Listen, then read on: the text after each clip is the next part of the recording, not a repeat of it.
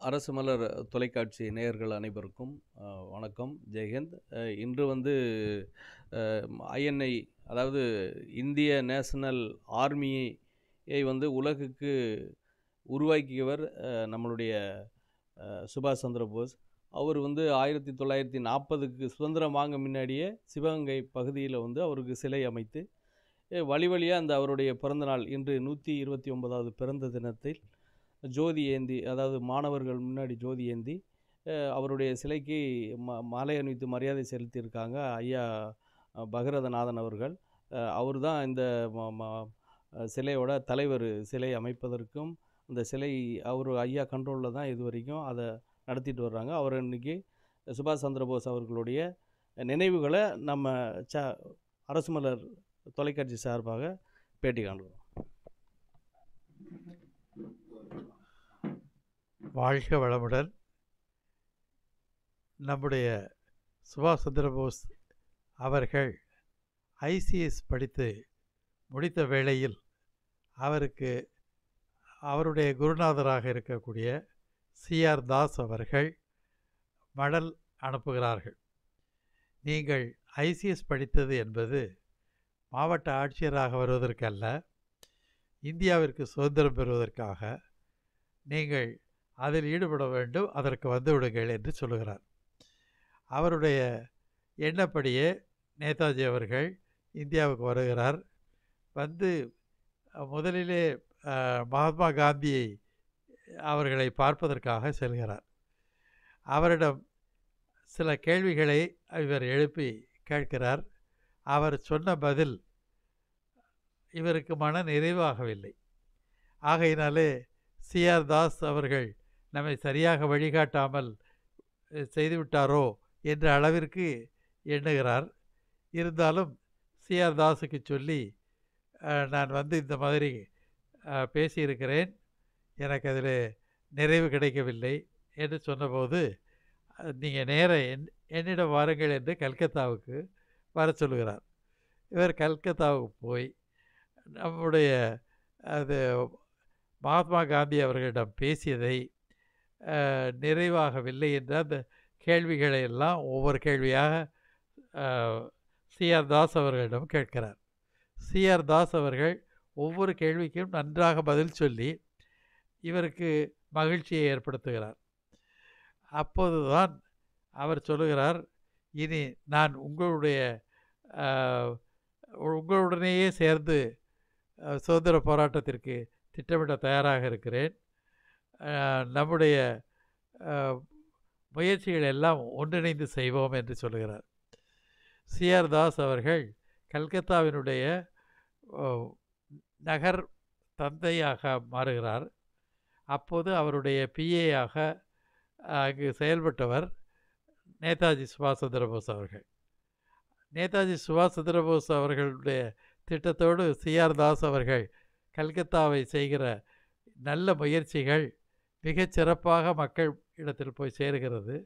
ஆங்கிலேயர்களே, ஆகா, என்ன இவர்கள் இப்படி செய்ய ஆரம்பித்தால் நமக்கு எதிரி நிறைய பேர் ஆகிவிடுவார்களே, இவர்களை எப்படியாவது அதை தடை செய்ய வேண்டும் என்று அவர்களை இருவரையும் கைது செய்து அந்தமான் சிறைச்சாலைக்கு அனுப்புகிறார்கள். அந்தமான் சிறைச்சாலையிலே அவர்கள் இருந்தாலும் மக்களோடு தொடர்புடையவர்களாகவே இருக்கிறார்கள். அதில் நம்முடைய ஐஎன்ஏ அமைப்பினுடைய தானை தலைவராக இருக்கக்கூடிய சுபாஷ் சந்திரபோஸ் அவர்கள் இவர்களுடைய பிடியிலிருந்து நாம் எப்படியும் தப்பியாக வேண்டும் என்று எண்ணிக்கொண்டிருக்கிறார். அதுபோல் அவர் விடுதலை செய்யப்பட்ட போது நேரே அவர் பர்மாவிற்கு போகிறார். பர்மாவில் ஐஎன்ஏ அமைப்பதற்கு காரணமாக அவர் அமைந்திருக்கிறார். அது மட்டுமல்ல, மலேசியாவிலும் சிங்கப்பூரிலும் மைடானிலும் ஐஎன்ஏ உருவாக்கப்படுகிறது. அப்போது இந்தியாவிற்கு சுதந்திரம் பெறுவதற்காக டெல்லி சலோ என்று டெல்லியை நோக்கி புறப்படுவோம் என்று ஐஎன்ஏ படை ஆயத்தமாகிறது. இதில் நம்முடைய நேதாஜி அவர்கள் இங்கிருந்து இந்திய நாட்டிலிருந்து புறப்படுகிற போது அவரை அடையாளம் கண்டு கொள்ளாமல் இருப்பதற்காக அவர் தாடி வளர்த்து ஒரு முழு நீள அங்கி அணிந்து ஒரு பாதிரியார் போல புறப்படுகிறார்.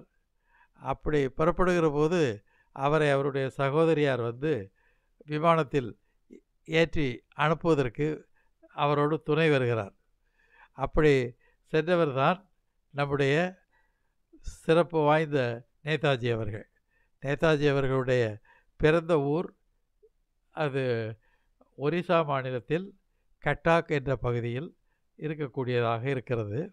அவருடைய தந்தையார் அப்போதே நகர்மன்ற தலைவராக அந்த கட்டாக்கில் இருக்கிறார். அவர் வழக்கறிஞர்களுக்கு படித்தவர். அவர் உருவாக்கியிருக்கிற அந்த வீடும் மிகப்பெரிய பங்களாவாக இருக்கிறது. அதை இன்றைக்கும் அரசு பாதுகாத்து வருகிறது. மிகச் சிறப்பாக மாடக்கு சித்திரமும் மாநகருக்கு கோபுரமும் ஆடக்கு அமைந்த அணி மாடமும் என்று சொல்வார்கள். அந்த நிலையிலே மணிமாடமாக இருக்கிறது அவருடைய பிறந்த இல்லம். அதற்கு அந்த இல்லத்தின் முகப்பிலேயே போகிற போதே நாம் கல்கத்தா காளியை வழிபடுவது போல அங்கே ஒரு கல்கத்தா காளி சிலை வைத்து வழிபாடு செய்கிறார்கள். ஆக மிகச் சிறப்பான இந்திய நாட்டினுடைய பெருமைக்கு காரணமாக இருந்தவர் நம்முடைய நேதாஜி சுபாஷ் சந்திரபோஸ் அவர்கள். அவருடைய பொறுப்பு என்றால் மக்கள் விடுதலை பெறுவதற்கு தங்களுடைய இரத்தத்தை கொடுத்து சுதந்திரம் பெற வேண்டும் என்ற கோட்பாடு உடையவராக திகழ்ந்தார் என்பதுதான் நாம் எண்ணி எண்ணி பார்க்க வேண்டிய சிறப்புகளிலே ஒன்றாக இருக்கிறது. அதில் சிவகங்கையிலே இந்த மாதிரி சிலை வைப்பதற்கு அன்றைக்கு ஐஎன்ஏவில் இருந்து சுந்தரராஜன் அவர்கள் மிகச் சிறப்பாக சிவகங்கை பஞ்சாயத்தாக இருந்தது. அந்த பஞ்சாயத்துக்கு தலைவராக இருந்தபோது இந்த நோக்கத்தோடு உருவாக்கப்பட்ட சிலை தான் 1946 இந்த சிலை அமைப்பு உருவாக்கப்பட்டது. 47 தான் சுதந்திரம் வருகிறது. சுதந்திரம் வருவதற்கு முன்னரே அவர் உயிரோடு இருக்கிற காலத்திலேயே சிலை நிறுவப்பட்டது என்பது நாம் எண்ணி மகிழத்தக்கது. அத்தகைய சிறப்பு வாய்ந்த நேதாஜி அவர்களுக்கு எப்போதும் நாம் பிறந்தநாள் விழாவை மிகச் சிறப்பாக கொண்டாடி கொண்டிருக்கிறோம். சிவகங்கை மக்கள் மட்டுமல்ல, இந்த வட்டாரத்தில் இருக்கக்கூடிய அத்தனை பேரும் பாராட்டக்கூடிய வணங்கத்தக்க நம்முடைய நேதாஜி சுபாஷ் சந்திரபோஸ் அவர்களுடைய சிலையினுடைய மேம்பாட்டினை உணர்வோம், ஆற்றலினை பெறுவோம், எப்போதும் அவர்களுக்கு வீர வணக்கம் செலுத்த அணியமாவோம் என்று சொல்லி என்னுடைய உரையை நிறைவு செய்கிறேன். வாழ்க வையகம், வாழ்க வளமுடன். நன்றி, வணக்கம்.